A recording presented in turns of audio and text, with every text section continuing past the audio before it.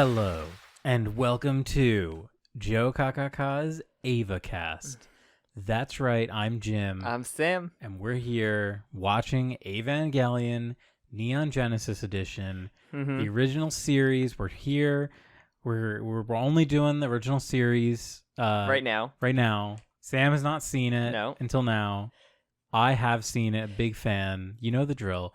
We're here to talk about episodes 21 and 22. Jim is here to explain the German to me. I'm here to explain the German to you.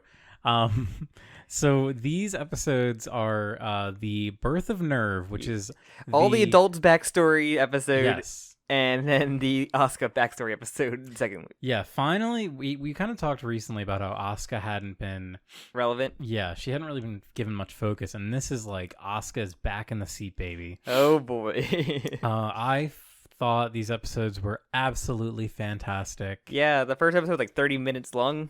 Yeah, so I believe these are the director's cut editions. So I mentioned to Sam that there are director's cut editions. I might be wrong, but I believe that this footage was created and released, at least initially, in the Evangelion True movie. Either that or it was... Is that like a recap movie? Yes. Like before the rebuilds kind of thing? Yes, kind of like way before the rebuilds. Kind of like what Gurren Lagann has, was like a recap movies. Kind of, yeah. I think part of it was Ava was so big that they were just releasing a lot of things. I wouldn't say milking it, but I would say they were releasing a lot of media to take advantage of it. That sounds like milking it to me. So there was the other big ones to mention are obviously End of Evangelion, which is a proper sequel. It's a finale, movie finale. Yes, I know that. But there's also Evangelion Death and Rebirth, which is...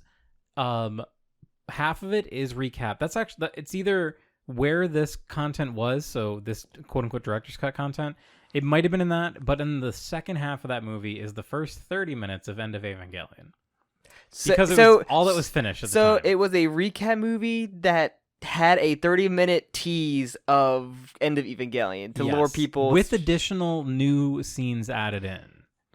That is a way to really milking out the fans. It's like, okay, you can get like 30. It's like having a demo in your game for like their next project to like try to get people. You want to buy a game so you can get a tease of the real main attraction coming soon. Like, it's like buying Crackdown to get the Halo 3 demo. Yes, exactly. That's a reference that I'm sure none of our audience will understand. Just say they put a thing you really want into a game you kind of really don't want. Crackdown 1 is great. Crackdown 1 had a lot of like lovers from that act. Yes, it's just a way to get the money out of people. Yeah, boost the Death and Rebirth. But yeah, whatever. It's like you got to see this new movie. Only this movie has a trailer to Avatar 2, and yeah. But so yeah, ultimately, this is just kind of a whole tangent. But I believe that these were re-edited back into the episodes in a later release. I can't remember what it's called. It might be called like Evangelion reissue. It's got a weird name. It's the names for all the Ava re-releases are weird. But they basically have added these into the episodes as director's cut versions of the episode, and they actually are noted that way in the episode. I don't know if you even noticed. No. When it says does the title card or episode card, it said episode 23, and there's a little like apostrophe next to it. Oh, okay. Denoting that this is the director cut episode. Oh, okay. So I believe these two were both director's cut because they had a longer length. Okay. Which I really felt that length. These felt like long episodes. Well, at least the Birth one kind of felt like it needed to be. Yeah. But I'm not sure. But the Asuka one was probably just more psychological stuff.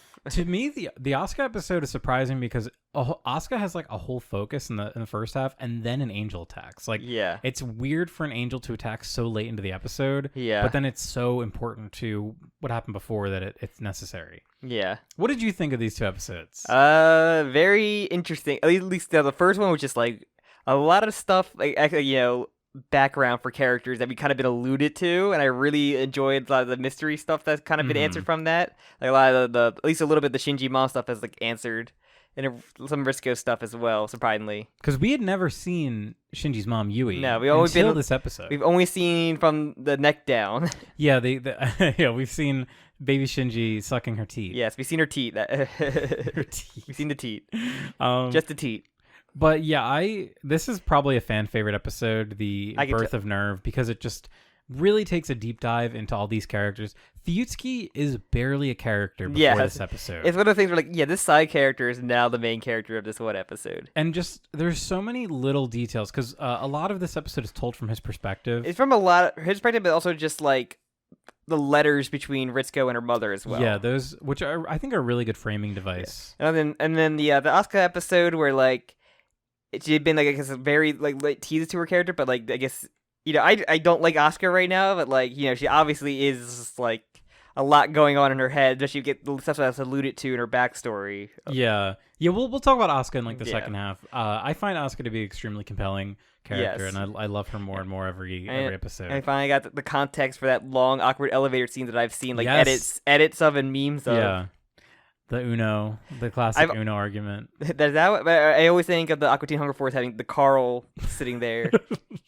That's the only one I always think of, my favorite one. All right, well, we'll get to that. Let's talk about the birth of Nerve. So I really love specifically the focus on Fuyutsuki. So we always just saw him as like the second in command, kind of. He just always he's standing there around Gendo. Yeah, and also his voice actor just passed away recently after this recording, so it's really like, I guess that's fitting, but sad. Like sad. It's sad, but it's also like kind of like nice to see an episode focus on his character. Cause like I wonder why a lot of people are really are upset for like a side character voice actor, but then like find out he actually had a whole fucking episode about him. Yeah.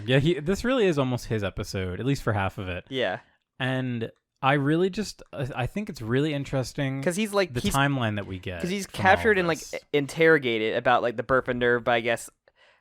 It was like what's it called? Was it like the organization Kaji's a part of? So okay, I wanted to bring up a few things because there's a couple things that I guess have happened or have been in the background we haven't really discussed. So Seele, which is a German word that means soul. Okay. That is the super secret organization. If you've seen that video, Alex Jones explains Evangelion. Okay. He's talking about like the cabal of super elites. That is like what Seele is. Like every time you see those council meetings where it's just like it says voice only, they're these like weird shadow whatever leaders, shadow council, they're called Seele. So which we actually learn about them a bit in this episode. Also they mentioned Gehirn, so these are all German terms. Yes, obviously. So Gehirn means brain in German, and that's the organization that predated Nerve, which obviously Nerve means nerve, and the German word nerve means English nerve. So that became Nerve. Yes. Okay. So that's why like all of the characters that we know or their parents were involved with Gehirn. Okay. And there's a very important event that triggers the establishment of Nerve from Gehirn. So opposite, yeah. So and we'll get to that, but yeah. So Seele has and Kaji was a part of Seele and went undercover to infiltrate Nerve, but he's also kind of working against Seele because he's been teaming up with Musada. He's a triple agent, which is insane to think about. So either way, he's gonna be killed by one of the two sides, essentially. Yeah. It's crazy. Yeah, there's so much that happens in this episode. It's crazy. But Kaji. So initially it's kind of vague because we see it cuts between like back and forth between like all of the like backstory stuff and then the actual plot of the episode. So just really quickly, we'll talk about like what is kind of happening in current time. And so I forget his name. I think I wrote it down. But basically, the guy that has like the weird Cyclops goggles, he is he's part of the council of Seele. I think I wrote his name. Cyclops goggles. He has. Was he one of the table? Actually, like people on the table. Yes. All right. Damn, I thought I wrote his name down. It doesn't really matter. All I really remember is the one with the really pointy nose. Damn, I didn't get his name down, but it's not important. No. So he's had Fuyutsuki kidnapped. And Kaji kidnapped him or something? No, we don't actually know if Kaji kidnapped him. That is kind of the misdirect. At first you think it might be Kaji. Because Kaji is like waiting with his badge and his gun. I think in the first episode he's like, I probably can do one more thing before I'm fucking dead. It's kind of vague. Like the way that Kaji says, it seems like maybe Kaji did kidnap him. And then had second thoughts later. He was just operating it's just how the triple betrayal works. Yeah, but so because there's a fear of like a betrayal, they actually Nerve detains Misato. Yes. And that's why they take her gun and her badge until they realize okay, the threat's been secured. Kaji was actually Well, they don't know it's Kaji. It's like Among Us where they like vote for the one person. Okay, it's solved now because we shipped out the one person we think was the suspicious one. So yeah, you're free to go. Yeah, by default, she's innocent. And then of course, I guess we'll talk about that like later. But throughout this interrogation, because he's tied up and being interviewed by very Seilei. chatty for like being interrogated, like not even like. I will never talk. Like, no, here, I'll let you. Here's the baseline of the story. Yeah, I think his name is Keel. I think that's the guy who's like orchestrated the kidnapping, whatever. But really, this is just a way to show that Seilei does not trust Gendo, does not trust Nerve. I can't blame him. They, despite being a branch, so technically Nerve is under Seilei, but they know that Gendo is orchestrating. Doing shit, he's doing shit behind their back. Yeah, and the thing that they mention is bad is specifically that in the last Angel attack, Unit 1 consumed the S2 engine of the Angel. So that the big like orb, it consumed it. And their reaction said, this is unprecedented. It makes them scared because they can't control the situation. Like, this is not supposed to happen. Mm-hmm. Clearly, there's some fucked up shit with that, which we know that was also why there was a big explosion in America. The S2 engine they were experimenting. And so reckoning with forces out of their control, and it shows that things are not going according to their plan. Yes, nothing more than a villain hates, and no, it's not going according to plan. But as far as that's like all the technical like mumbo jumbo, the mumbo jumbo, the people pulling strings, but there's actually a lot of character we get. Yes, we can say there's a lot of stuff of like we see him as a professor at like a college essentially. Yeah, before the second impact, so 1999. A lot of time jumps. We get he basically I guess he's supposed to be a bit of an older guy then, even because he's a professor. Yeah. And Yui, so we see it's interesting how they do this. They say there's someone that wants to meet you, a very intelligent mind, Ikari. So you're like, oh, he's gonna meet Gendo. I mean, I knew it was gonna be Yui. I was like, oh, Gendo took her name then. Yeah, because at first they're even vague about like if they had married or whatever. But then she's like, oh, she wants to have a family at some point. Like, oh, then Gendo took her name. Yeah, and it's that's extremely unconventional. No, but especially in name Japan. Is like I would think like never happened in Japan. Yeah, I honestly don't. His name, what is his name? Ryo Biko. Or Ryo it's a Biku, very long name. So he's like a weird like scruff, like it's a scrapper that gets into like bar fights and shit. Yes, I think it's so interesting. The first thing we see of Gendo, he got in like a fight. Yeah, his arm like sprained or broken or something. He had it in a cast. And he talks about, presumably Futsuki's like picking him up from the police station. Yeah, and the favor for Yui. Well, he hadn't met Yui yet. No, if I met Yui, he meets like if I meet Yui. I think he met Yui through like after this, like through the connection. But the interesting thing here is that Gendo says that he has a hard time communicating with people. Yeah. He's better left alone. And I mean, obviously, look at the man. I know. But I just love seeing like this younger, depowered Gendo. Depowered. He's not in the position of power that he is later, where he's untouchable. He's like, he also looks like Shinji. I think that's like such a great Shinji with scruff. Yeah, it's such a great character design. He looks like a creepy Shinji. Speaking of that, we talked like Yui also looks like Rei, but with brown hair instead. And I think you're right. I think it is the same voice actress as Rei. Yeah, I've never sounded looked like into her. That. It does sound. I think she does a good job making it sound like different enough. Yeah. But yeah. But yeah, he works alongside Yui. I mean, Geno becomes like in and out of this program as well. Like, so yeah, the thing that he brings up over his like monologue or whatever voiceover is the idea that did Gendo do this to get close to Yui because he knew the connection to Seilei? Did he use her as a stepping stone kind of tool, or what? Did he actually like her? And that's still like a mysterious thing, but like you kind of like see it like him becoming obsessed with her. 'Cause like, why would he take her name then? Like. Yeah, it makes you really think a lot of stuff about why Gendo do this for her. And there's a really big thing too, especially the Rei stuff. Like, why did he clone his wife to have a weird child version of her now with blue hair? Yeah, I also love why the blue hair. He's like this is a friend's kid. Like, why is it here then? This is a friend's kid. But it's kind of the same thing, just like lost fucking up people or something. Cause like okay, yeah, cause Asuka's mom is fucked up. Like, Gendo's fucked up. Like, some parent always gotta be mentally fucked up by something. It's just like child trauma, man. Easy. It's just easy to do. Everything relates to child trauma. Speaking of that, he's on the ship on the way to Antarctica, and on the ship we have Misato, a child Misato who hadn't talked for 2 years.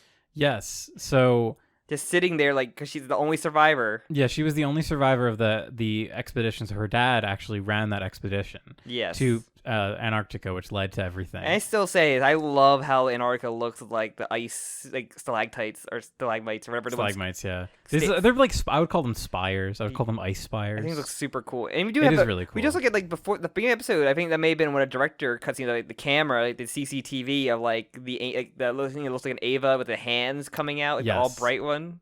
Yeah, we see that a few times. I'm pretty sure that's supposed to be Adam. Oh yeah, I've seen it. It looks like an Ava. Yeah, it does look exactly like an Ava, like 01 Ava. But yeah, I think it's really it's really cool how they parallel the story with Misato being like isolated in the current timeline, and also like her as like a child being so traumatized she didn't speak for 2 years. Yeah, it just really makes you, I don't know, it makes me like recontextualize Misato.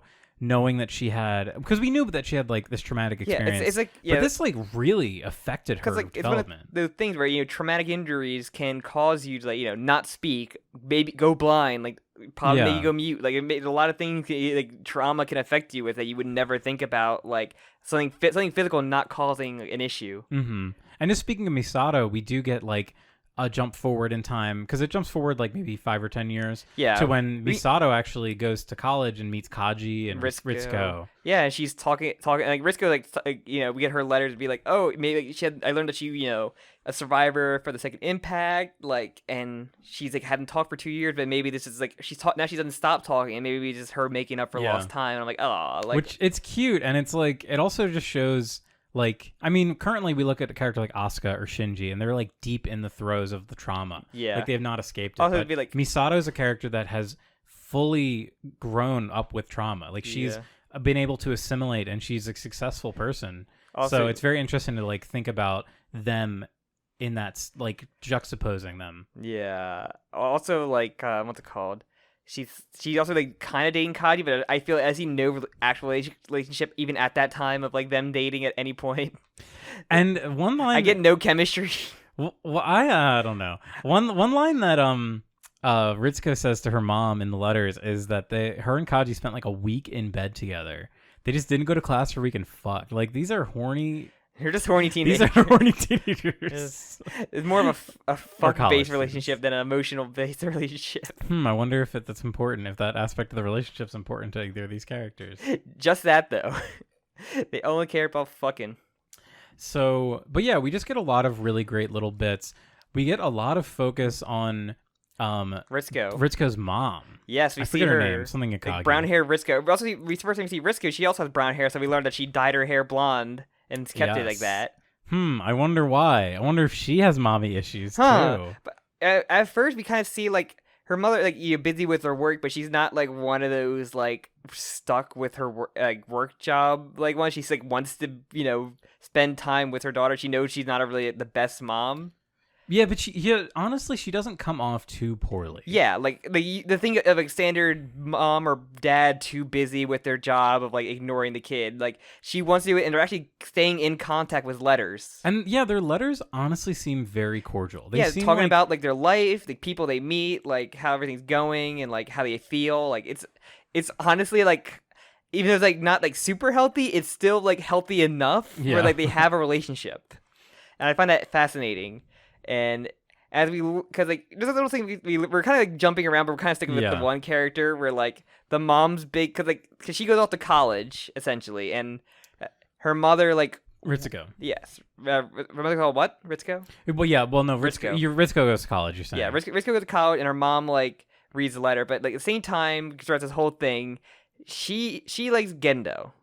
Because as we learn, because we see like Yui have Shinji as a kid. And like we see all the little things of it growing up of like finding out that he's married to what's called Gendo's married to Yui. Yeah, being surprised by that, and just like I don't know. Yui also like confiding in Futsuki that she thinks that Gendo is like a very nice person. Yeah, he's like very like even though he gives off this bad vibe, he actually is very caring in his own way. Yeah, which is hilarious to think about. and don't forget there were also the two choices of Rei and Shinji as kid names as we saw that one time. It's true. But no, I'm trying. Just another thing about like her, she's talking with like Shinji like in the carrot about like, oh, at any point like I feel like we can be killed by like the other organization essentially. We're kind of like fear for their life and like maybe fear for Shinji's life and everything. Mm-hmm. And the whole idea of like wanting to make the world a better place. Yeah. In their own way. And I really like the picture that Yui is, like, the way that she's depicted in these episodes. Yeah. It's really, like, she does seem like a legitimately caring person. She seems to be the good that held up a lot of people. Yeah, exactly. And it wasn't until the accident, the bite of 80... the bite of 87. The bite of 87 that... so, and like we got the Resco mom note, and it made it, I don't know, for me, I thought I heard it where like it seemed like she was happy that it happened because she obviously wants to fuck Gendo, but like it made it sound like she did something to like sabotage and like cause it. I pushed for a line where she said like it went according to plan or something like that. I could have that's a very interesting theory. I don't know if that is really a take that I've seen. It could be just the translation for all I know. It made it feel like she said something that went according to plan, where it made it feel like, oh, was her plan to get her out of the way so she can go and bone Gendo, who shows no physical attraction to anybody other than probably Yui when he's not viewed by other people. But yeah, she obviously like was happy about her dying. We still don't know the full thing of what happened in this accident. Yeah, it's left very vague. It just... Shinji's mom is like, Shinji, I'll see you later. Yeah, and it's like, those are the last words she said. The worst, bring your kid to work day. Yeah. Just instant trauma. Yeah, and Gendo goes to like remove every bit of information about her, like scrap, other than just taking her name. Is like her last name is literally the only thing left, and her gravestone, I guess, is like there. And that's the only thing left of her. And then at one point, like Risco's mother goes and just kisses Gendo. And then Risco, like, when they come back to, like, visit, and just sees her making out with Gendo, he's like, huh. Fucking weird. Yeah. Just put that in the back of your head. Yeah, seeing your mom make out with, like, the creepy, like, fucking boss they have there. After, like, mere weeks after the widow. The horrible accident that killed his wife. The grieving widow. And then we also have Gendo later comes back with baby Rei. Before that, there's one really important detail. So there's a lot jumping around. So yeah, it's all over the place. But so Fuyutsuki talks to Gendo after his wife dies, and he's like, "I know that she was your wife, but like, dude, we have a responsibility. We got to get back to work." And he's like, "Bro, I have a new plan. It's called the Human Instrumentality Project." So it seems like whatever his plans were before, once he died. This changed. Like, everything changed. Something broke him. Yeah, so he now... And submitted it to Seele, and that is currently what Seele is pursuing. It's like the whole thing of, like, like that trope of, like, beloved, like, wife dies or kid dies, and they'll have go anything... They're broken, but they find some weird... It's like a villain origin of, like, this is what breaks them, and once they're like, oh, we're gonna find a way to bring mom back. Yeah, like, unironically. Like, this is... Like, let's find a way to bring the dead back to life. I'm sure nothing bad will happen. And this was like, a huge, like, pivotal moment for Gandhi. Adam is gonna get us there, I swear. And here's the girl I'm babysitting. Her name is Rei. Huh? She looks just like his wife. That's weird. I love little baby Rei. She's so cute. Until she like walks into her mother's to Risco's mother and just like, hey, you're an old hag. You old hag. Gendo always says you're a fucking hag, you old bitch. It's crazy how, like, one sentence can just completely destroy someone's brain. Like, Ritsuko's mom... She's like, it's not nice to say, like, but Gendo, Papa Gendo says you're an old hag who's just a nuisance. I wish that it wasn't hag. I wish it was whore. I don't know what the translation is in Japanese. True. It could have been. Hag feels like a joke. Like, hag is such a common trope of just calling the old character that looks young a hag just so they get angry. It's one of those tropes of like, old lady looks young but you call her a hag. Yeah, I feel like, I don't know, to me the term hag is almost like a joke. Yeah. It doesn't feel like a real insult. It's a trope joke. Like you see it in especially a lot of like shonen stuff that has like, people call in the Hunter x Hunter call Bisky a hag or old lady. Yeah, or like I wonder, you call Tsunade and Naruto a hag. You call Bulma and Dragon Ball Z a hag. I wonder if in Japanese the term hag, because hag would denote like an older like unpleasing woman. I wonder if hag is like the the closest term to the translation, I guess. Because I would say crone. I like the word crone more. You think how you think about the old stereotypical witch look. Yeah, because to me the word crone feels more offensive than hag. I guess I don't know. This is pedantic nitpicking. This is hag but talk. I just like the idea of her of Baby Ray calling her a whore. I think that'd be really funny. But I guess she's not really a whore. It's supposed to be that she's old. It's not supposed to be that she's like sleeping around. It's supposed to be that she's like old. That kind of thing. But and also wants to fuck Gendo. Yes, and then that breaks her to the point where she literally kills it. She fucking murders Ray. Yeah, she's like, don't worry, because they can just grow another one. Yeah. And then she fucking blows her brains out. Because we see the blood on the wall.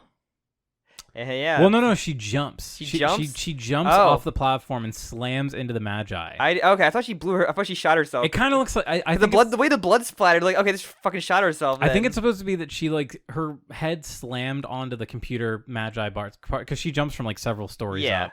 And then she dies. So she kills herself out of, I guess, shock. Well, either way, she fucking dies. I didn't get that she jumped her off because they just like had her monologuing and then just showing the blood essentially. Yeah, and then that is the moment where they dissolve Gahirn. Yeah. And they turn it into Nerve. Mm-hmm. And then also Ritsuko mentioned that she was accepted into Gahirn. Yes. Gahirn, so yeah. So then that shows how Ritsuko got her position. Yep. And then basically I think that's mostly all the loose ends of like the backstory. The one piece of backstory that I wanted to mention, it's like one of these small little details in Eva that I just love so much. When Fuyutsuki's going kind of year by year initially, he says like year 2000, that's when the disaster happened. 2001, the world was so hellish. It was like he didn't even have anything else to say. Like the world had gone to such a state that it's too horrific to even depict. They don't even show anything. They just show the year 2001 and then it moves on to the next year. And Fuyutsuki has become like a doctor, just doing like he wasn't like a licensed doctor. He's a standard surgeon or a doctor just for like the slums essentially. Yeah, just people that because there's like no society. Society completely breaks down, and that's when he gets like kind of roped back into. I just think that's a really great like snippet of this character because we actually see like before the impact, like the second, like the fall and everything. And yeah, they mentioned he makes a line that says something like back when we used to have seasons. Yeah, which I mentioned I think an episode or two ago. 12 they had 12 months of summer. Like it was kind of like they're all living on boats and everything. Yeah, it's really cool to see like how it like what happened like right around the time it happened, and we get what's it called, Kaji comes in there, and then busts him out essentially. Yeah, and basically he gets him out, and then basically we just cut the Kaji getting fucking shot. Yeah. Fuyutsuki's even just like, you know that you're really like you're fucked. You're really fucked for doing this, and he's like, Kaji's so suave. He's always just like, yeah. Well, I need to change of pace anyway, kind of thing. Like, and then Kaji. So Kaji says, I've been waiting for you, or he says like, I wonder when you're gonna get here, and then bang, fade to black, bang. And then Misato gets let out of her containment and just says, "Problem's been solved. You're free to go." And then she goes home, gets a message on her answering machine. It's like his last message, essentially.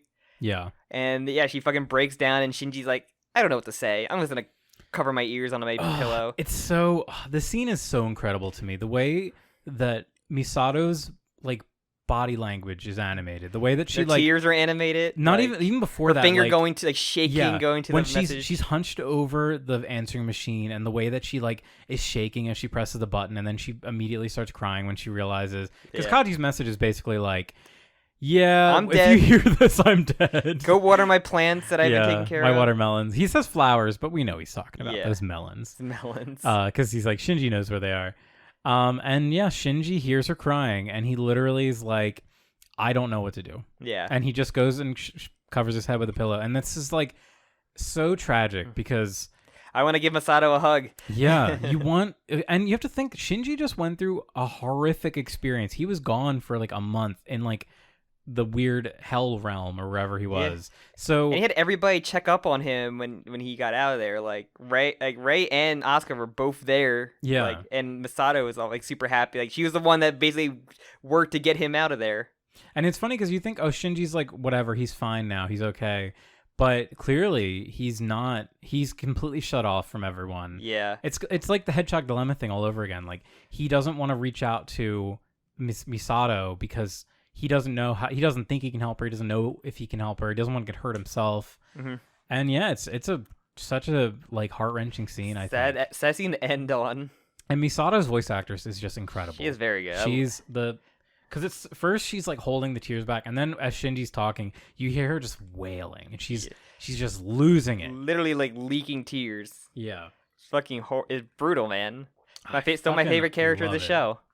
Yeah, I think this episode is like absolutely incredible. Yeah. And then this next episode, I love like Jim loved the excellent German of this episode. Oh, there's also this is such a stupid deep lore thing. I shouldn't even bother telling you. But they mention, so when they're showing the like footage, because you know how Nerf footage always has like English words over it that we can easily read. They're showing Antarctica, and there's the word white moon on the screen. Have any meaning to it? There is, but I don't know if I want to talk about it. But then shortly after they go to Tokyo 3, and they're kind of like, it's almost like they're in a big round circular thing. It's almost like they're in a moon, one could say. And Gendo mentions Safutsuki, hey, yeah, we don't know what this thing was always here. Like, we did not build the geofront. This giant sphere thing. That's right, yeah. Has always just been here. Because they built, like, the pyramid and shit. But, so, Get those little... aliens. Yeah, poke that back in the fat bottom pocket of your brain. my little, like, yeah, my fanny pack. Your little brain's fanny pack. But, okay. Interesting. So yeah, now we have the Asuka episode where, you know, it didn't open with like Asuka, like where she's trying to call Kaji. We have a flashback of her with Kaji like on the boat, like on their way on the boat to Japan. Her trying to creep on him, like, you're just a kid, stop trying. I don't want to get arrested. Please, will you stop being horny for me? I really think Kaji's reaction is so interesting. He doesn't even like. He's very emotionless. Like he doesn't care. He really doesn't. He just tells her, like, oh, you're not old enough for this kind of thing. Like, you need to be older before you think about this. You have to wait, like, a good decade before you're, like, emotionally, like, mature enough. Once you hit the cutoff age of 25 and you're actually, it's when you become a real person, yeah. And he's, it's kind of sad. It's kind of sad that, like, Asuka always thinks this way. Like, Asuka's understanding of, like, sex and relationships is really just completely malformed. Yeah, because we kind of see her, like, her sync rating is going down constantly during all these tests. Like, shit's bothering her. Kaji's not answering his phone. Like, you see Shinji and Rei talking. Like, how dare they be friends? Shinji's been gone for 30 days, and he's fucking being friendly with that motionless husk. How dare. It's funny because they're literally just sitting next to each other. And she gets triggered by them just, like, literally standing next to each other. We have, like, them at, like, a dinner, and, like, at dinner with Misato and Shinji, and her just being completely quiet because, you know, she hates her for taking Kaji and Shinji just for being Shinji. Yeah, and it's... Baka Shinji. It's really sad because, like, there was so much joy at this dinner table before earlier in the series, and now it's like quiet. Misato's just sipping her beer. Misato's depressed because, you know, Kaji's fucking dead. Because the phone rings, he's like, oh, I bet it's Kaji just going to fuck you on the phone, like phone sex with you, and she's like, that's not gonna happen anymore. Like really like emotion, like this depressing sound. It really like sad. And yeah, and then Shinji answered the phone, like, stop being such a fucking pure baby answering the phone. And he's like, it's for you, from Germany. The collect call from Germany. And then we have an incredible, the Japanese voice actress, amazing German, totally not being facetious at all. It's very funny. No, they don't even try with subtitles for it. Yeah, no, I think it just says speaking German. It does. But yeah, I mean, obviously this voice actress does not speak German. It's very funny though. You tried. But yeah, so she had kind of a talk with back home and everything. Not really much info about the call. If it was from her mother. Yeah, they said not her real mother. Yeah, so that's the big thing. Like a stepmom. Yeah, we didn't really talk about it yet, but we'll get there. Shinji talks to her and he's like, "Oh wow, that was a nice long conversation." And yeah, he just lurks behind her while she's talking. It's like mouth breathing behind her neck. And then she kind of like trauma dumps on him, where she's like, "What are you talking about? That's like normal family reactions. I don't even like that woman. She makes me feel uncomfortable." Shinji's like. She goes like, that's like nice. We had a nice normal conversation with my family. He goes, huh? That would be nice. That'd be nice. That part is really funny. He said it with a smile too. Shinji honestly just saying, "Wow, it must be nice having family." And then Asuka explains that's not even her real mom, which actually in the beginning of the episode we got a little Baby bit of Asuka. a baby Asuka scene. We're gonna baby everybody. Yeah, we're just really digging deep into the child trauma Yeah. in these episodes. Child trauma and child murder. But so we learn that Asuka's mom was extremely troubled. Yes. And actually committed suicide. Yes. But she was also. But while she was in the hospital at one point, she was like heavily like I guess delusional yeah. or just psychotic or had a psychotic breakdown or something, some kind of mental health issue. And she spoke to a doll like that was her daughter and not Asuka. Yeah, just completely ignoring Asuka while like this 5-year-old Asuka Is Raggedy just Ann doll, watching. essentially. Yeah. And so, I mean, obviously, Asuka's the whole thing has been about how much she hates dolls. Yes. And how dolls aren't humans. It kind of makes you realize, oh, this is why she really hates Rey. Yeah. And it's a kind of like all of, like, this is like all her trauma, which, so we get like more of these scenes later on. Yes. Once the angel attacks. But and we get the scene of like her, like she's in the shower and just standing over like the bathtub, and she just goes over like, I don't want to bathe in the bathtub that Misato and Baka Shinji have, and then she just kind of repeats like everything. I don't want to breathe the same air. And, like, I fucking hate everybody. Fuck all of you. I fucking hate everybody. It kind of had like a fucking mental like a breakdown inside the bathroom, and like I think Misato here like, trouble. we do see her. She also like clenches her stomach, and then in the next scene, it must be her period. we do actually get confirmation because like And Jim's the proponent of period positive he wants to media. have a period mechanic in his Persona game, as we've seen in streams. But so yeah, they're kind of talking. Asuka's been like doing worse and worse with sync tests. Where and I then, think by the end, it's like or at like the bare minimum of like a launch can happen with this. and Ritsuko is like why is Asuka so low? And Misato is like she's like on her period. And I don't know. Ritsuko is like, well, physical conditions don't really mean like physical like illness doesn't really have anything to do with sync. It's clearly there's something else going on here. When my mom murdered a child, I didn't get depressed. Like, oh my god. But so it's just kind of bringing up this whole idea that like Asuka is going through a very difficult time. Yes. She is like all of her emotions are just crescendoing to just pure hatred, which I see it as Asuka definitely does not like herself. No. And she's reflecting it outward. She's reflecting that self-hatred on everyone else. Yeah, because even I think at the end of her like, I hate everybody. Like I hate myself. I think she said, or I hate me at the end of it. But yeah, so her sing is still like singing, and that's when the angel essentially she has the encounter with Rey first on the elevator. Oh wait, sorry. There is a part too. I do want to. I hate to harp on this, but there is a part where Asuka is complaining in the bathroom, and she's like, "Why do I even have to go through this?" Referring to her period, saying she doesn't even want to have children, and it's like she's like cursed. Like she feels like this is like an extra horrible thing she has to go through, which I guess a burden. Yeah. Which I'm sure a lot of people feel that way. How dare me? But yeah, so now the iconic elevator scene. The very long. I don't know how much time goes by while he's still in the elevator without a single word of dialogue. It may be 90 seconds. It may be a full 90 seconds of no talking. Yeah, and then it basically. I can't remember. I think Rey just like, you don't have to hate me. I'm not a doll. Okay. Sorry, I was looking up the name of the angel for this one. Okay.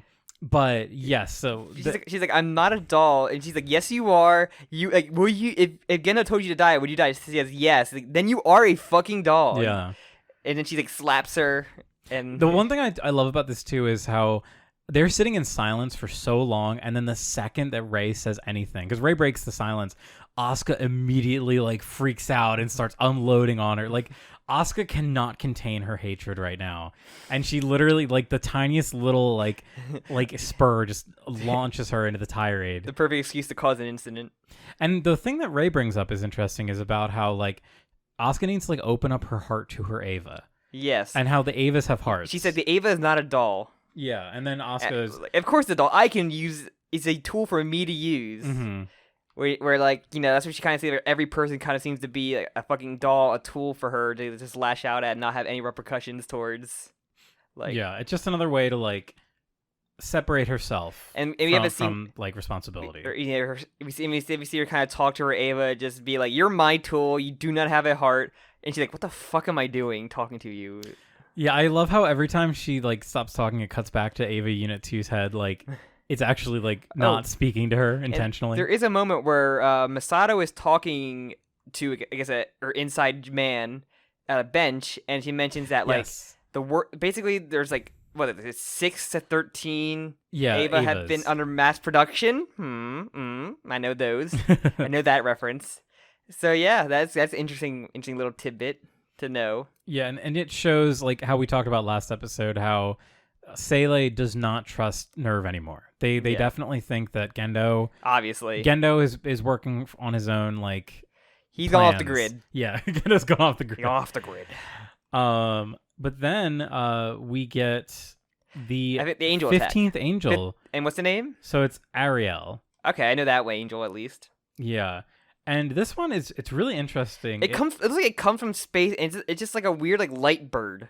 Yeah, it kind of looks like the logo, like the effect around the logo of the show. Mm-hmm. And it kind of doesn't do anything for a bit, and then when Asuka rashly goes in to prove herself, because it's staying in orbit. At first they're like, we shouldn't like launch Asuka, or like if Asuka launches herself, and like if she fails, she's off. Yeah, and Asuka even acknowledges that too. She's like, "This is my last chance." Like, and she goes for like a sniper shot. That's when it does like the Hallelujah light beam attack. Yeah, and it's attack not even like a physical attack. It mentally like infiltrates your head. It's purely a psychological attack. And I think that like Asuka like called it like raping her mind. And yeah, this is like legitimately like treated as a rape scene, a mind rape. And yeah, they had talked about it before, but there's this idea that they mentioned in the control room about like psychological contamination. Yes, and we saw like bits of it before with the one big angel that's like the ball, the black and white ball. Yeah.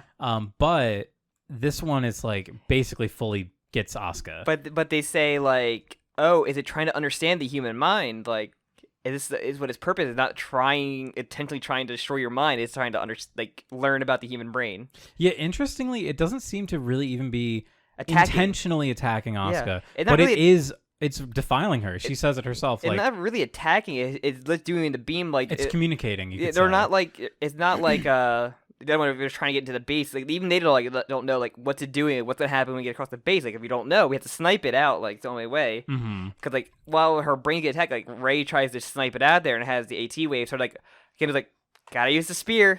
All right, get the spear. Get the spear of longingness, and then because like.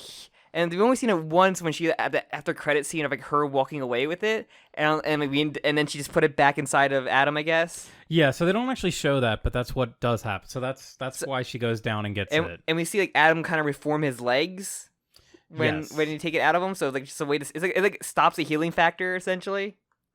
It seems. Yeah, it's very interesting. It was like halting it or something. So maybe that's how like when she took it out that one time walking away, that's how the mass production had that many like Ava blobs, I guess, to mass produce. I don't know. We'll see. And so we kind of get into the mind of Asuka while Ray's getting the spear out in and out there. They take their jolly good time getting that. It has to lower her very slowly. So yeah, they Misato is like trying to get Asuka out, and Asuka like refuses to leave. But then it's like kind of too late. Like Asuka just powers completely down. is immobilized. Yeah. And yeah, so the thing that is really interesting here is that the angel's essentially making Asuka relive her repressed memories. Yes. Which is what she thinks of that as like rape. Like she's being forced to relive things that trauma. She intentionally buried. Also, and during like all these flashes, we see like you said like words like German words come up there and everything. I was wondering what the hell that was. Yeah, so I obviously there's kanji as well. I can't read that, but the German words basically say things like insanity, death. Like the word toad is death. Mm-hmm. The word toad shows up a lot. It's just like it's just supposed to be like Asuka is seeing horrible things. It's like driving her crazy.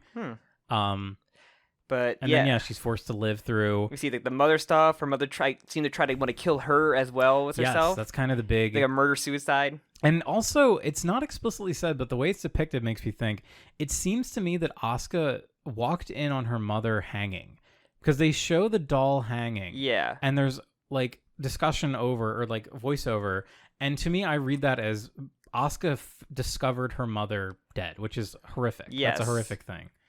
And then we also have a thing of like her like stepmom seemed to gave her a doll, and then like when she hit like a teenage years, she like ripped it apart essentially. Well, I think it was supposed to be when she was a kid, because we keep cutting to Asuka Yeah. in her plug suit, so it's supposed to be like y- current Asuka is like viewing these memories as like a Okay. third party. So yeah, but as a child, like the whole doll thing where she like rips it in half or whatever, and it just shows like Asuka did not have an easy childhood. no, Like some kind of mommy issues or parent issues you gotta have. If you don't have them, you're not an Ava character. it's true. So, yeah, and then we kind of like flat like the repeated thing of like her like I guess 4 scenes with her in the show already. Yeah. Just a lot of little cuts. What's the thing? She sees like Shinji next to Kaji and gets really upset that like Shinji would even be near Kaji, or that she would have like an association with the two. She mentions how, I think this is before this, but she says how she just wants someone to like hold her. Like Yeah. she even thinks about like Shinji. Like she's angry that Shinji won't like hold her Yeah. or like be close with her in any way. Like, any moment she had, like, why didn't you even like touch me there or anything or help? Even like all the kiss stuff and Yeah. And thinking back to it, like Asuka ran away from that situation as Yeah. well. Like Shinji didn't move. did. She couldn't move. And yeah, she chose to run away from that and make a big show about how gross it was. And this is like the part where like her sleeping in the bed with him and Yeah. but yeah, like she just pushes people away and like despite like not going to anybody to like have any conversation about her trauma or anything like. She was all they needed was like a girl. Like, okay, her levels are going down. We need to have someone have a girl talk. And Risco, since you're the only one that she doesn't hate to see, like you were in. And she fails. She Probably. didn't even try. No, but the one thing that we kind of saw it already. Risco's like, I have 20 cats. I don't need to care about this. It's true. One thing that we saw happen, we kind of saw it happen with Shinji, is she hits like a feedback loop. Yeah. Where she experiences like the same scenes over and over again. Her, And her I think, introduced to the class, like her like on the boat, I think, at one point. and then it's her like doing her like Baka Shinji. she does this like chance, and then it's when she like exposes herself to she like rips her shirt open in front of Kaji. Yes. And she keeps saying like, this is not me, like these are not, These are fake versions of me that I'm putting on essentially. and I'm not sure, I've never looked into this, but I think there might be different voice actors voicing her. I thought it was supposed to be that the different other female voice actors of the show are voicing her in those. Shinji, but I'm not sure. Shinji had the female voice actors, right? Yes, It could have been like Shinji, like Ray's, and like Misato's for all we know. it might have been. I might be totally wrong. I mean, that'd be cool, But to me, some of them, it Because was all either those- that or was the voice actors for Asuka doing very different Maybe. takes every time. because like all 3 of them are towards different characters, so I can honestly see that. But yeah, it's basically Asuka she's really horribly messed up by this. Yeah, but Ray gets a spear, literally yeets it at the angel and kills it, like, vaporizes it, and the spear just spinning in space. Yes, which the spear, so very important, the spear is able to pierce the AT field. Yes, but effortlessly. It like pierces it, then it kind of like extend. The spear also just like turns into like a javelin. Yeah, it does transform into a javelin. And then it like goes into the AT field, like opens up like a spiral, like a drill spiral, and then just vaporizes it. it has like gills. It's really cool. It's very rad looking. Yeah, and then it completely destroys the core. And like Misato's like, you can't use the fucking spear. Like, what if like you can cause a third impact, and then Gendo just says nothing. Like, oh, this is obviously bullshit if this happens. Yeah. Like something else causes the impacts. But it's also interesting because she kind of overplayed her hand there, because now they know that she knows more than she should, you know? Yeah. But yeah, and then Asuka is taken out of Unit 2, and No one's going. Yeah, and then Shinji's like, hey, Asuka, I'm happy that you're alive. And Asuka is, the only thing she can think about is how Ray's the one that saved her, and how disgusted she is that Ray's a doll the one that saved her. Yeah. me. Shut up, Shinji. And If it's you- so funny because she was just talking in this episode about how she wanted someone to show compassion to her, and then the second Shinji does, she immediately like attacks him, and Yeah. and she's like, shut the fuck up, Shinji Baka. I didn't learn a lesson. I didn't learn my lesson. So Also, like none of them are going to school. The school is very like nobody there left.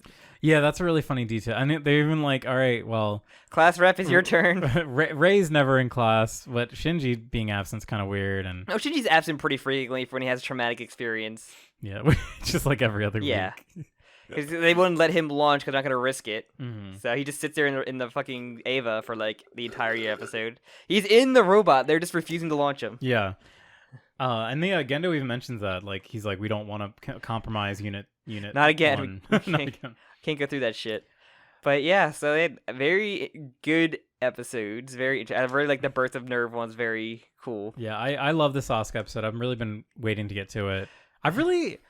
This rewatch, like whenever I rewatch shows, I find myself connecting to like different characters. It's weird. Asuka's the character that I've really connected to on this rewatch. It's weird to have the backstory episode, like Asuka doing like why she's like how she is, but then not learn her lesson about the issues by being like in her psyche, like extra hard. Yeah, it's almost like trauma takes a while to get over, and you can't just get over it in one episode. Whoa, that's crazy. You're telling me like the traumatic experience can't be talked about in one panel or one issue, and then just like wiped away. Yeah, wiped away. Whoa. It's funny. I'm watching Breaking Bad right now. And my favorite Evangelion, yes. I feel like Breaking Bad's kind of has a lot of anime connections. Breaking Bad is kind of like Code Geass in a lot of ways. There's a lot of similarities between Code Geass and Breaking Bad. I think people will be surprised. But Hank Schrader in Breaking Bad is the DEA agent who is always on the tail of his brother, his meth-making brother-in-law. And he goes through like a whole PTSD thing and shuts out everyone, and even when people are like reaching out for help, shuts them out. And I think they're Asuka and Hank Schrader are really similar characters in more ways than one. The DA agent and the pilot girl from Evangelion. Okay. I demand fan art of Hank Schrader dressed up as Asuka. It probably exists if you Google that right now. The guy that plays Hank has gotten so much internet popularity. Is he the bald guy? Yes. Okay. He's the guy that, because he does like cameo and stuff, and he will just do whatever people ask him to, and he thinks it's funny. People love him because he's just really funny. I've seen that very serious black and white image of him that like people post around. I didn't even know that was him. I haven't watched Breaking Bad, but like it's like the black guy who sleeps on the money. Yeah. I always see that. Facts. Like the only thing I know him from is just him sleeping on the money. Yeah, okay. I typed in Hank Schrader Evangelion. Let's see what comes up. Damn. I can see that. I can see them having like Gendo as like Jesse, or not Jesse as Walter. Yeah. Yeah, that'd be good. Damn. When you type in Evangelion Hank Schrader, you don't get anything. Damn. Let me do Evangelion Breaking Bad. Oh God. But yeah, I think very two strong episodes. And like how many episodes? We have 4 episodes left and a movie. Damn, that's crazy. I know. I'm like, what can they wrap up? We still haven't seen white-haired boy that's been on the condoms that we saw. Oh. The thumbnail. Should send fan art of, if you're familiar with Breaking Bad, the character Gus cradling Misato as they're eating some chicken and beer. Got the thumbnail. There we go. There's some really good Evangelion. Like, Jesus Christ. But no, I think it's very. I'm like wondering how they can tie up everything in 4 episodes, but. Oh my God. Why is this like a ship, Misato and Gus? All right, yeah. Interesting you'd say that, because that's how I feel too. Every time I get to this point in Ava, I feel like... I know there's a movie too, but I'm like, I really don't know how you... like, because the movie I feel like they made like after the fact that people were like, we're not satisfied with the ending, and then we just made the movie. That's kind of part of it, honestly. Well, we'll discuss that when we get there, but I think Ava it's like... it can't hit its stride. Like, it just keeps getting better. And like, these 2 episodes, the last 2 episodes were amazing. And I'm always, at this point, I'm like, I want like a whole season more. Like, give me like 10, 15 episodes more of this. But the movie is a fantastic climax. The next 2 episodes are also really good. Yes. It's just crazy to think that like we're almost over. Yeah. Ava. I'm curious because like Asuka haven't learned like opened up yet. I feel that should be a big character moment episode as well. Like we have like the whole Ray backstory with the clone stuff. I feel has to be really resolved. We have yet to see Kaoru. Yes, Mr. Condom himself. Yes, Shinji's gay lover. Mr. Condom. Yeah, we haven't seen what's it called the guy they got at his one friend from school that became an Ava pilot. We haven't seen him in a while. Toji. Well, they did mention that Toji was still at the hospital, but I still feel like we haven't seen him though. Yeah, he's a pilot. I feel like he still has to he can still pop up. Like we still have like Masato stuff to go through, like what the secrets of Nerve are. Like there's still a decent chunk to go through. It's crazy. Trying to think of anything. We got Shinji. We have to wrap up Shinji's whole character arc. What's he going through? what isn't he going through? We gotta get the more resolution of like what his. Cause I was asking, like, we don't really know what the extent of the experiment with his mom that killed her. But I still have my prediction for that, but I feel like that's also gonna be something that has to be answered about what happened. To Yui, yeah. Cause like we don't even know what the experiment was. It just says we're doing a test of something and then it went wrong. So, we'll see. I don't know of anything else about the whole, keep killing. I still have to see the scene where fucking Shinji masturbates in front of somebody in the hospital bed. That's the only other scene I really know that's left, other than the mass production stuff. I'm trying to think. Anything else? We'll get there. We'll get there. And the famous, like, I guess the shot with like the water, the famous like end of Evangelion shot with like the red the sea. beach, the beach, Dead Sea. I don't know what it's supposed to be. The Dead Sea. Yeah, we'll see it all. We'll see it all in due time. I think the three main things I know about, if I remember correctly. I cannot wait to watch End of Evangelion. And more choking, I'm pretty sure. I hate that we have to go through 2 more episodes of this that aren't End of Evangelion. No, wait. Oh yeah, 2. We have to do 2 episodes, then more. End of Evangelion, and then Evangelion. Take a break, and then maybe do rebuilds. Yeah, I really do want to watch the rebuilds again. I've really been wanting to watch the last one again. Got a good excuse for it. Yeah, for sure. I was gonna do it. I was gonna watch it, but then I was like, I'll wait for when Sam and I finish it. We'll just watch it together. Yeah, then we can buy some Ava merchandise online. Buy some of those Ava condoms. I need to buy a Rey figure. I really want to get a Rey figure. You have like 3 Ava figures. I do. They're all just the mechs. I need to buy a model kit and then find the Masato figure. It's probably the least amount of figures up compared to every other fucking character. Yeah, they're probably Rey and Asuka are just all the merchandising. I don't want either one of them right now. I love Rey. She's so misunderstood. She's just a little baby child that called Ritsuko's mom a hag and then got murdered. Could you imagine strangling a 3-year-old? Could you actually imagine? Yeah, I just saw it. I mean, could you carry out the deed? Yeah, I worked in retail. Yeah. Hell yeah. You know how many children I wanted to strangle at my job back in the day? Plenty. I feel like there's a lot of strangling in Ava. Yeah, Ano had the fucking choking. He might. He very well might. Do you think he would do like a fucking like what's it called, like a Shin Ava for like a live action Ava like mini series, maybe about like it's in the Ava world, but not maybe about like Shinji or like all the characters that we know. Maybe just like a prequel or something. Well, interesting you would say that. Maybe we'll see some live action content. I know there was like he did like a fan thing, didn't he? Like a. Well, it's not a fan thing. A fan thing, but I meant like a CG like short about like an Ava fight. Wasn't there? Okay, yeah. Or that somebody else did that. Technically, he didn't do that. We'll get to that. Okay. I have a plan. So we'll do we'll talk about the first 2, or we'll skip first rebuild, but then we'll watch except for the end scene. Yeah, and then we'll watch 2 and 3, and then we'll watch. There are 3 shorts that came out that are technically connected to Ava. They're kind of tenuous. But when do we talk about the Masato PS3 app that reads you the news? Where does that tie in? Oh, we have to find it first, even though it's discontinued. Damn, I still can't get over that. If you don't know, there was a PS3 app in 2010 where you can get Masato, but then you had to pay another fee for which news service you wanted her to read from to read you the news every morning. The actual voice actress would read the news, and you could pay money to customize her appearance. Yes, like a 3D VTuber kind of model of like it moves around and everything. Yeah, it's so funny. First VTuber. Yeah, we go through Evangelion video games as well. Yeah, I really want to play. I've only played none of them actually. I've only played the Tamagotchi that I have over in the corner. Which is you raise an angel from being a little fetus. Is this the first angel we see? No, it's actually it could be several. Oh, it's random? Yeah, well, I think it depends on how well you do. I've only ever gotten Ramael, who's the big dodecahedron. Okay. And the fucking computer virus one. I think that's if you do the worst, you get the computer virus. It just fries your Tamagotchi and it destroys it. Yeah. And if you don't feed it and treat it and play with it, it will put up its AT field. That's really funny. So you have to coax it out of the AT field. Cope it out of it.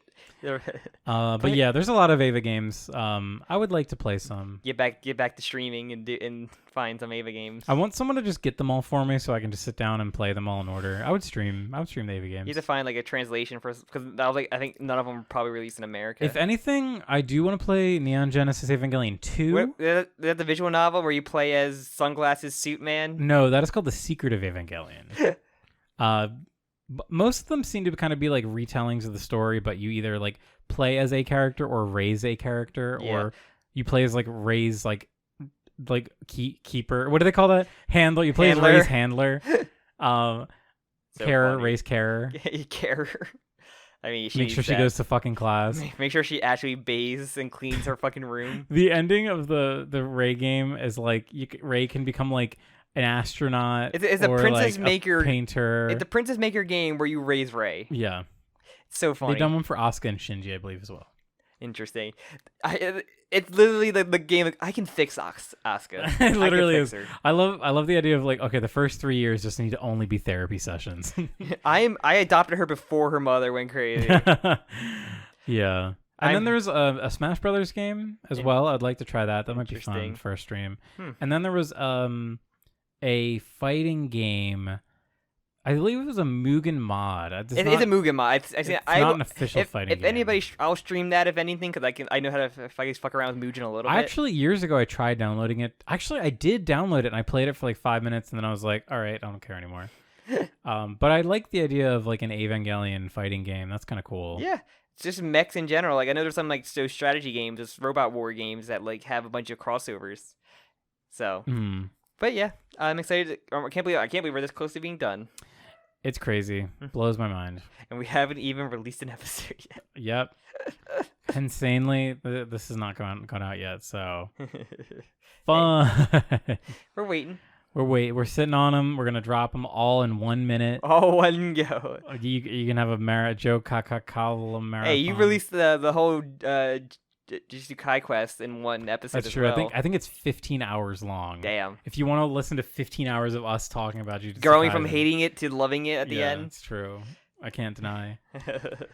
I think that's like, I think like I'm like very lukewarm at the beginning of this, and it's like grown to really like it towards that back half. I feel. It's great. Yeah, the second half of Eva is really something special. Yeah, she really hit the fan. It's like I said, see, I care most about Masato's stuff. So Yeah, she's a fantastic character. I love Misato. so anything else then? No, I think that's it. Join us next time. Plug it up. Yeah, plug it up. Plug up the mental trauma that. Plug Plug up the Hallelujah. Also, we need to talk about like the Hallelujah. It does play Hallelujah. Hallelujah. Yeah, you just make that the intro of this episode says the JOKAKAKA theme. Because I'm pretty sure that's royalty free. It probably Or is. yeah, no copyright, free public domain. You know. Thank you all for listening to this. If you haven't already, you can put a comment about your feelings of these episodes. You can like the video. You can subscribe if you haven't. You can also follow the podcast on Twitter or me or Jim separately, where you make funny ha-has and. I try at least. Most of my try. funny ha's are bad. We're kind of in the void while we're waiting for JoJo shit. So. Yeah. To make you can't shit on Part 9 if it doesn't exist. Yeah. But yeah, and also you can join our Discord if you haven't already. And with that, we'll see you on the second to last episode of the actual Eva season, which is crazy. And then yeah, we'll see us in the movies. Yeah. Meet me in the movie.